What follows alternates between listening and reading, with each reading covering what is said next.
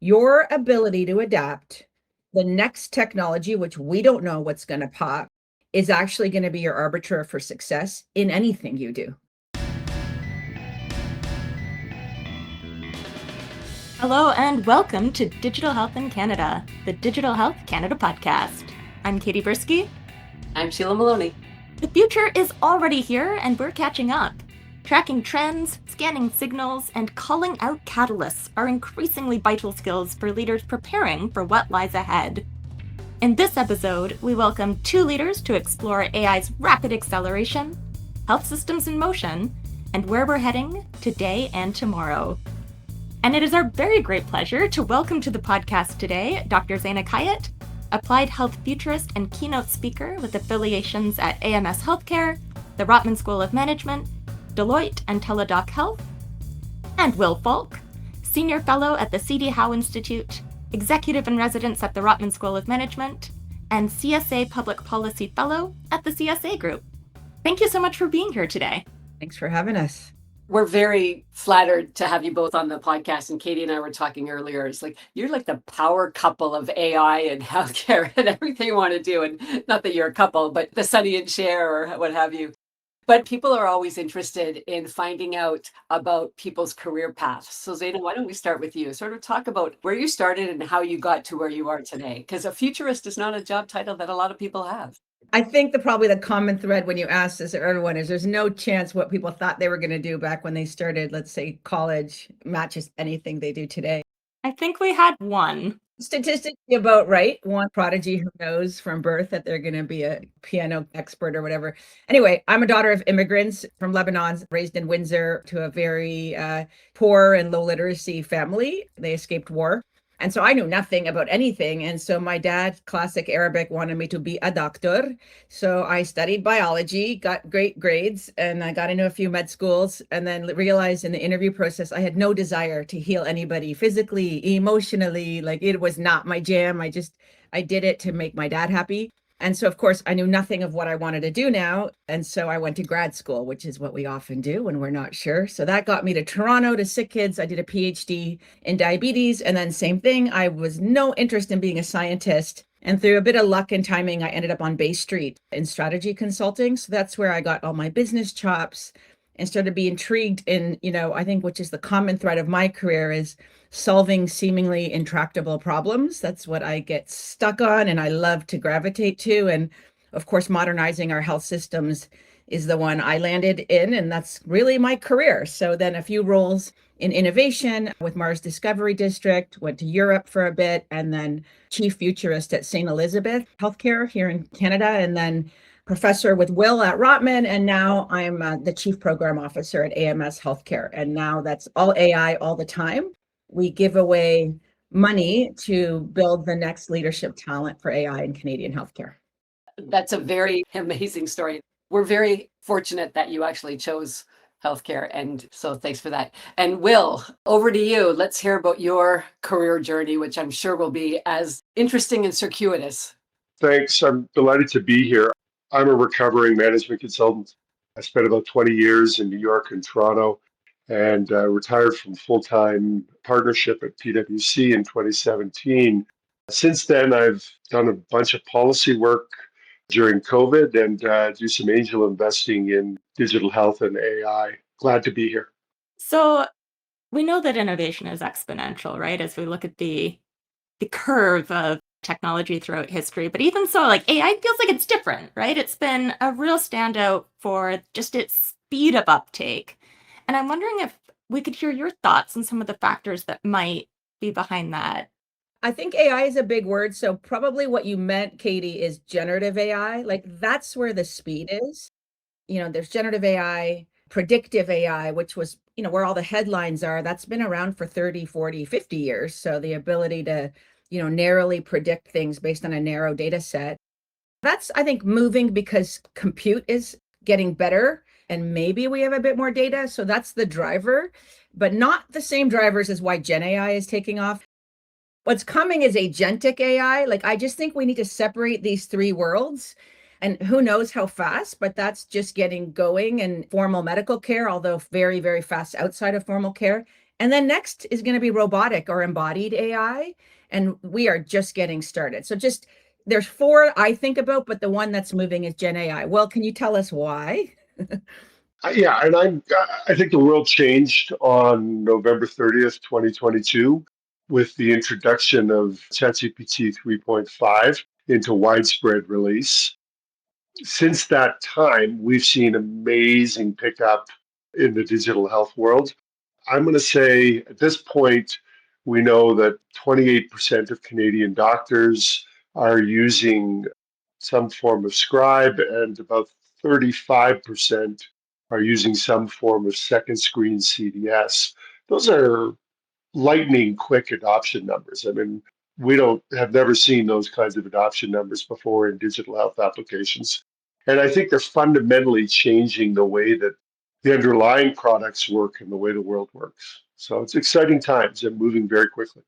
And I'll just add one more monkey wrench in the uptake speed. So, clinical is where all the attention is, and some of the data Will talked about. We're seeing behaviors we've never seen. But there's two other populations, I'd say, patients. So the data is out. It's about 8% of all LLM type volume, which it matches exactly what Google searches used to be, about 8%, which was the number one search. OpenAI just released a paper about some of the patterns of how patients are using AI, generative AI, sometimes as their first point of care. And then a book just came out this week, which will drop from Ed Marks. He's the former, I think, CIO at Mayo Clinic, just kind of categorizing this phenomenon of this new word, the AI empowered patient.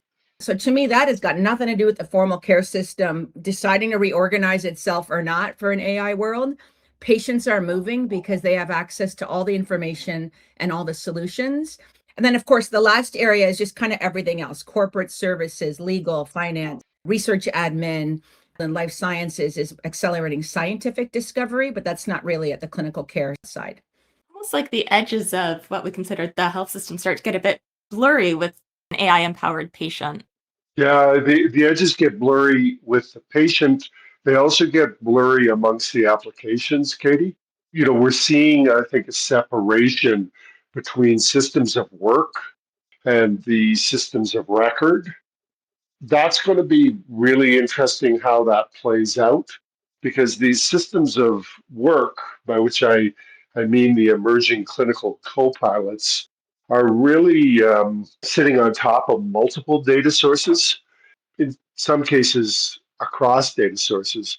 I was talking to a doc the other day who's using a scribe, and he crosses from Accuro to TELUS, and then has two hospitals, one on a Meditech system and one on kind of a simplified Microsoft. So four sites of practice, four different systems of record, but one system of work that works across all of them.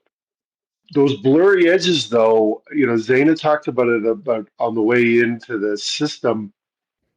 I think that changes what we used to call interoperability in some pretty fundamental ways, because as a patient, I can do some remarkable things. Last time I was in with my nurse practitioner, I snapped a screenshot of the OLIS app. I dropped my OLIS results from the last, 17 years into ChatGPT, and I had to do a trend line for me and tell me how I was doing on my lab stuff. I shared it with a nurse practitioner who confirmed it. What does that mean for whatever the hell OLIS is going forward, or GTA Connect, or any of those apps?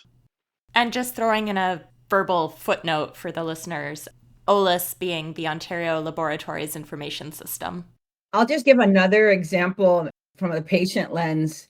So I saw a live demo of a patient with like a semi-competent coder, but not that much, who had chronic diseases, who had a patient portal, because we're so proud of ourselves that we're allowing our patients to see their data. Oh my God. And like Will said, that this clinician he just talked about works in four different systems, because that's how work is now. Like, I have 6 jobs.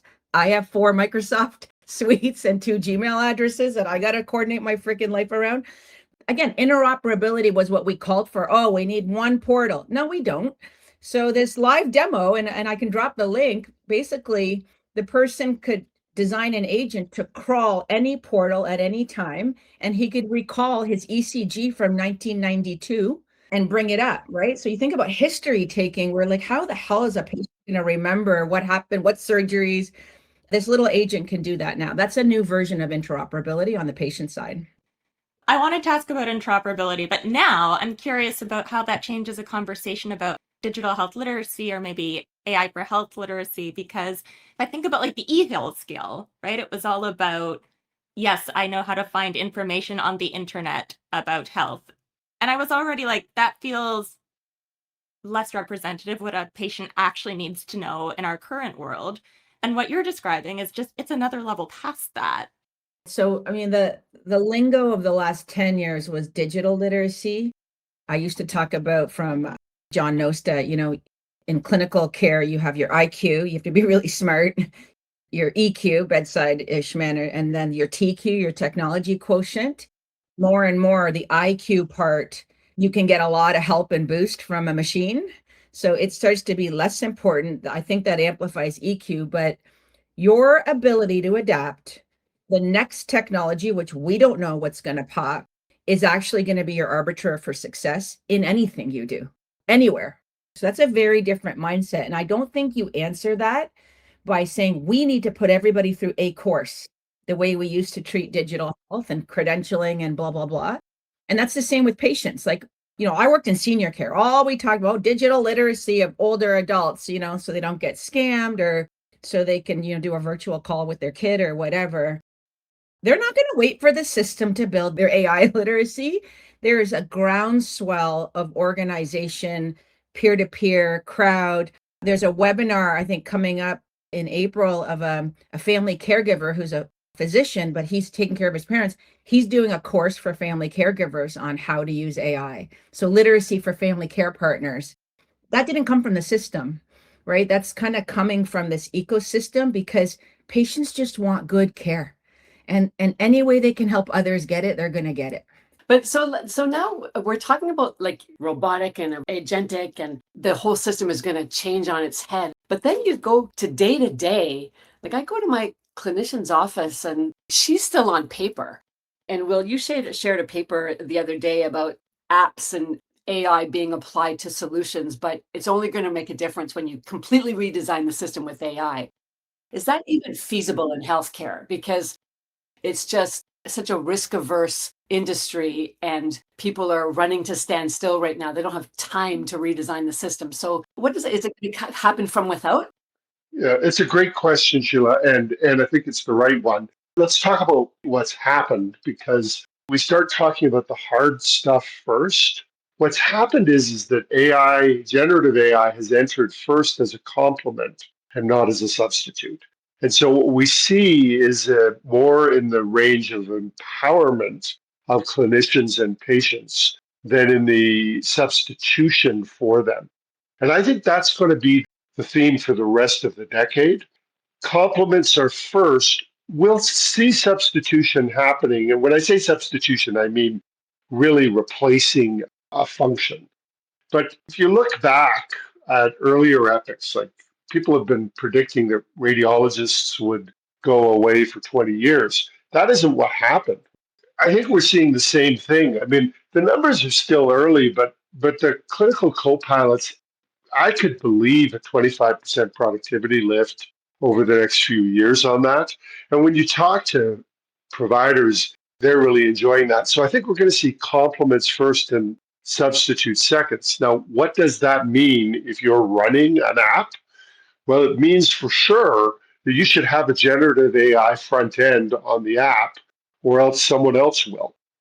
I think that's going to affect a lot of people's business plans. A lot of your members, I'm sure, are scrambling to put generative AI front ends on what they do. And that'll mean a lot of increased productivity and a lot better user experience for some of the users. So just to pick up what Will said, it's at the complementary adoption, which again is where the bulk of the volume is and some impact already today. You don't really need to muck with all the things you just said, Sheila, too much. You can kind of keep your governance working, your accountability structures, payment models. you're kind of just turbo boosting people, whether they're patients, a finance clerk, or a clinician. It's so the substitutive is when the remodeling, but the ways to do substitution anyway are not yet developed. They're kind of in the lab mostly. And then where there might be a use case for substitution, and this is where Dr. Avi Goldfarb, our fellow faculty at Rotman, his book is all about, is to get like that 25% gain that Will just said we're starting to see of productivity or better, faster, smarter, or cheaper. To get that from a substitutive would require remodeling what he would say the whole factory floor. Now your net cost benefit is not adding to 25%, right? So that's where we're at with kind of these more point solution things. Now, one other interesting tidbit, though, is remember the word search engine optimization? So we all designed websites to optimize for how a human is going to click, click, click, click. Now it's called AEO, Agentic Engine Optimization. So there's this other new world where if you want whatever you've built to get value or get to whoever it's meant, not just for a website, like those old, legacy assets, you have to think about your first crawler of your information is likely not a human clicking, right? It's an agent. You have to design those for an AI to read it, right? Like, so just all these different orientations, and that does not need system remodeling, but it's a very different way to operate in this AI world. And actually, Sheila, I want to just give a shout out to Digital Health Canada on this, because you guys published a very useful list. It's your AI in action list. What's it called, Sheila? Yeah, it's an environmental scan of clinical AI in clinical settings in Canada. And we started at May, 150 or so projects that we had found. And I think we're up almost close to 200 now. People are just adding to the database. And you can listen to a whole podcast we did about it. Oh, cool. Well, on February 8th, there were 176. I know that because I went and I grabbed your comma delimited file version and I dropped the comma delimited file version into ChatGPT and I divided them up, generative versus non-generative and complementary versus substitutive. And so of the 176 apps on February 8th, 29 were generative and 3 were substitutive. And there was only one that was both generative and substitutive. There were a whole bunch of very interesting, very important older generation predictive and deterministic things. This is to Zayna's opening point. And then there were, in the generative and complementary bucket, where there were 28, there was ambient and semi-ambient documentation, clinical summarization, referral letters, discharge summaries, all of these things that are helping physicians and their patients that are really part of what I see increasingly as a clinical co-pilot layer that's coming on. I think we're already seeing with Tally and Heidi and Dragon operational co-pilots moving in, and they're going to land and expand and add functionality over the next little while.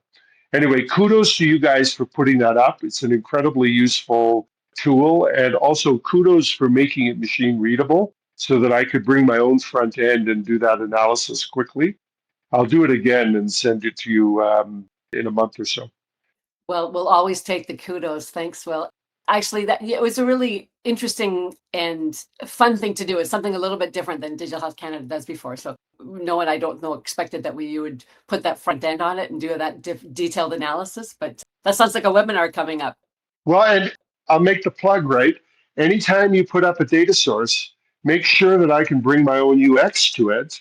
This is for anyone listening who's putting data sources up, because if you're a public health unit and you're putting up flu data, your local hospital can pull that by writing an agent that can pull it. If you're a diabetic association and you're putting up guidelines, you want clinicians to be able to pull those guidelines and bring them into practice. I've got a cute way of referring to that. I call it RAG ready, because it's ready for retrieval augmented for generative AI. And RAG ready is a concept that I think we're going to see a lot of in the next little while, because if you make your information RAG ready, I can interoperate with you using English instead of HL7 Fire. So it's not only a change in technology, it's also a change in how we work. So I'm wondering, like from a leadership perspective, if there's skills either that people should be trying to hone right now or things that we need to unlearn as leaders to thrive in this brave new world. So we just taught the first ever 3-day AI in healthcare for executives at Rotman. Will was one of our faculty. I was the academic director. So 3 days we had kind of VP C-suite in the room from the whole sector, not just hospitals, let's say. And so we learned a lot from them by the questions they're asking, Katie, as a lead, like, what am I in this world? They needed to get educated about AI, but, a couple of things that I took from that. So that's what I'm reflecting on. So we had Dr. Tim Rutledge, who was the CEO at Unity Health, which was, I think, one of our first, if not only, major clinical delivery organizations that AI was like a top 3 strategic pillar. Okay. The banks are already there with AI as a top 3, but his number one was, as a leader, creating an AI positive culture. Because as Sheila said, like the risk aversion, our default is to find what's wrong, both safety and harm to patients, but also, am I going to get sued? So we exclude risk, which the answer is do nothing, right? Or study it for 6 months, 1 year, have a committee to have a task force to have a committee to have a meeting. And by then that AI has obsolesced like 8 times. So there was no point in the first place, So I think that's one I would say as a leader. I can get into others, but maybe I'll pass it to Will. Yeah, the perfect is the enemy of the good in this. And I'll say it another way. The AI you're using today is the worst AI you're ever going to use in the rest of your life. It's only going to get better, and it's already 100 times better than it was on November 30th, 2022. This is a core skill.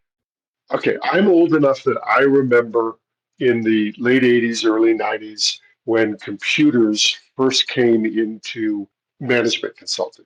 Okay, like my 80-person firm when I joined it in New York had 4 ATs that they were running. I think it was ATs, might have been 286s, doesn't matter.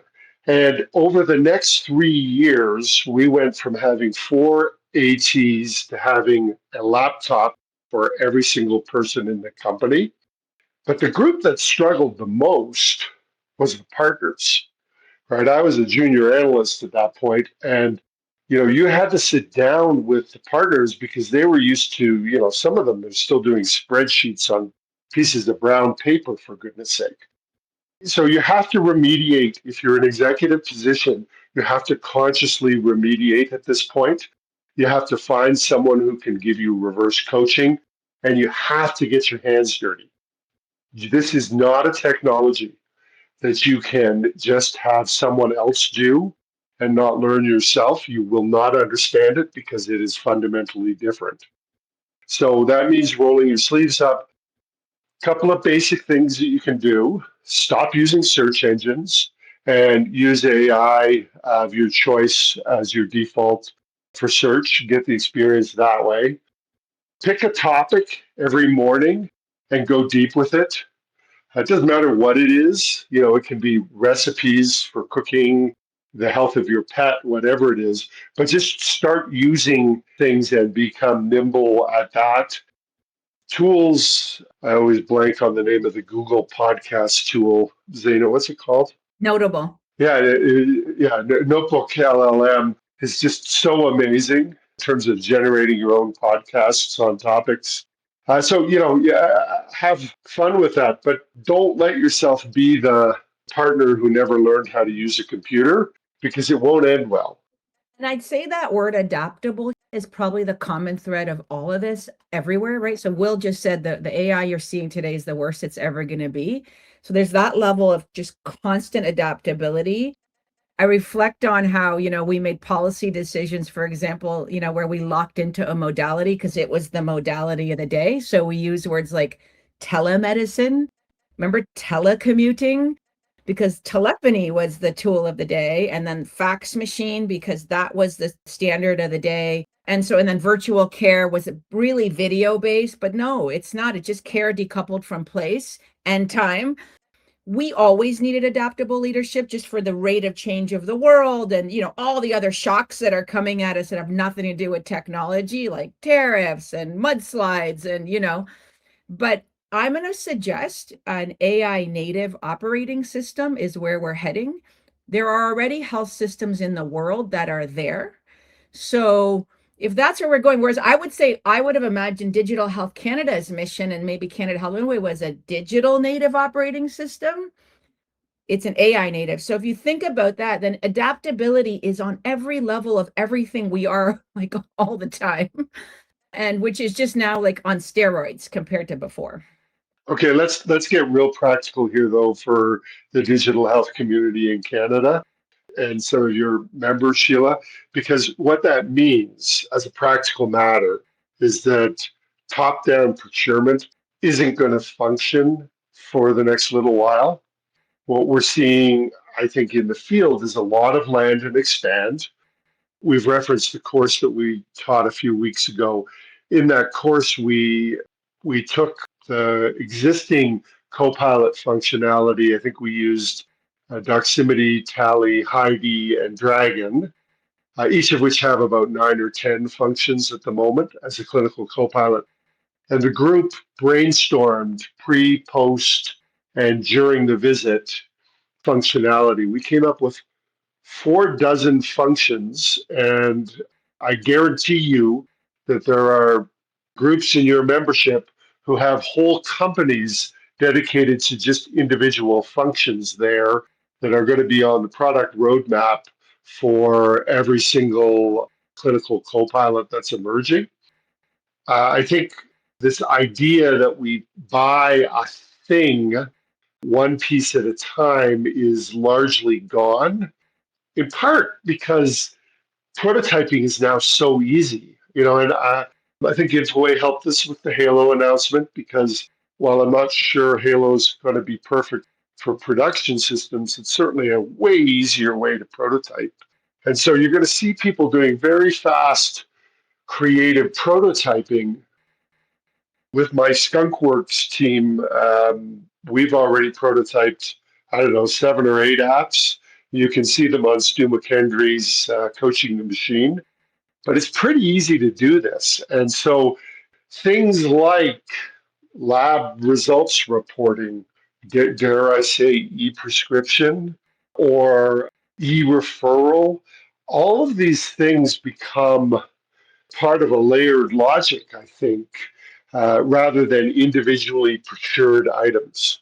And I'd say the benefit in Canada, I'd say, of that a procurement was done for AI scribes. So these documentation systems for docs, that I think 10,000 got paid for, because a lot of docs would always complain, who's going to pay for all my point solutions, It ended up being, in that example, kind of good because of what Will said, that it's like the Trojan horse, or we've been calling it the gateway drug, because a scribe isn't a scribe. It's now doing, like he said, 8, 9, 10, 12 features.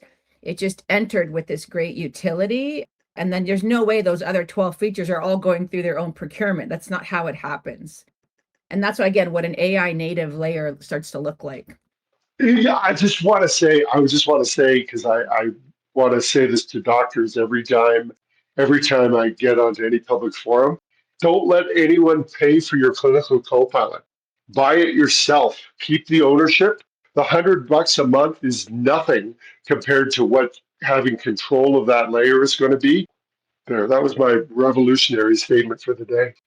And just conscious of both of your time, we have also been closing our podcast episodes this season with a consistent question, which is, if you had to choose one word to describe what digital health means to you, what would that word be? I'll go first.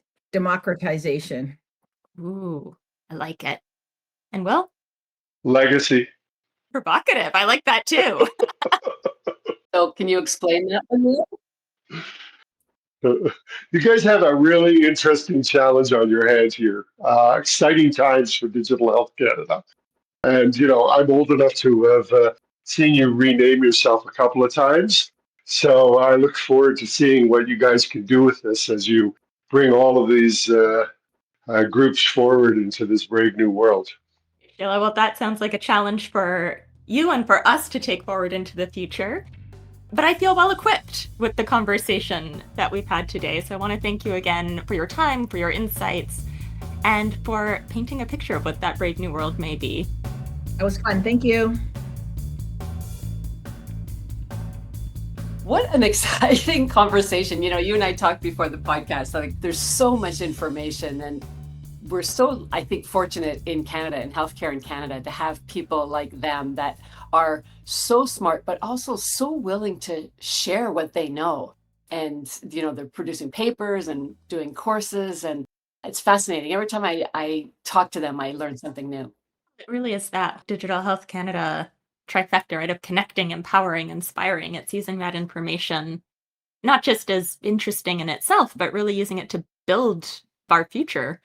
It's also a lot of information, but it's also what I found was interesting was different connections between information, right? It's also like these paradigm shifts of what can healthcare look like in the future? Like how, as leaders, do we have to shift our mindset about what we're doing? So complementary to some of the things like some of the work that we've done on this talent map and some of the things that we're hearing. And what I liked about the conversation we just had was not only are they talking about all these amazing things that AI is going to do and can do and the speed of adoption, but really good practical examples that are happening today that we were seeing AI actually in use where it's making a difference, that 25% lift in productivity that they quoted. And the other thing that was really of interest to me was around this whole idea of that AI positive culture and almost like don't be afraid of it. And it's coming and it's happening, but it's not something that's going to happen to you. And I thought, Will's comments about leaders need to be at the forefront, they need to be comfortable, they need to play. And those practicals, go into ChatGPT and ask for recipes. That will get you comfortable. And I think that's part of the battle, right? Is that if I'm a leader and you come to me with this great idea about AI and a tool or a solution, I don't understand what you're saying and I'm not comfortable. So I'm not as likely to say yes to it. I think having that familiarity, and I'll still use the word literacy, to understand where it is fallible, right? Like with the recipe thing, my kind of joke for myself was, yeah, as long as it doesn't recommend putting glue on my pizza. But I think it is important for leaders to still be able to look at, the tools and the outputs and still have that judgment call around, is this still accurate? Does this meet our needs? I also wonder, right, we didn't have a chance to get into this, and maybe that's a good thing. We've all had a lot of conversations about interoperability. And I wonder too if AI, it's like, okay, well, it turns out the solution was something completely different than what we thought, right? We've talked about before the analogy of you can't invent the light bulb by improving on the candle. I wonder if AI is that spark of electricity. Those are the questions. Those are the million-dollar questions. Stamp this. We'll see where we are in 2027. But I know where I'll be in June 2026. I'll be at the eHealth conference and trade show in Halifax. I will see you there, girlfriend. If you would also like to join that conversation, you should still register and book your hotel. Absolutely. The first of the three hotels have already been sold out. So please, would love to see you in Halifax. It's lots of good programming, lots of people. We will sell out and it will be an amazing time. But you don't have to wait that long to hear our next podcast, because we will see you right back here next month on Digital Health in Canada, the Digital Health Canada podcast. Thank you for listening to today's episode. Digital Health Canada members can continue the conversation online in the Community Hub. Visit digitalhealthcanada.com to learn more. Be sure to subscribe to the podcast to get new episodes as soon as they're available. And tell a friend if you like the show. We'll see you next month. Stay connected, get inspired, and be empowered.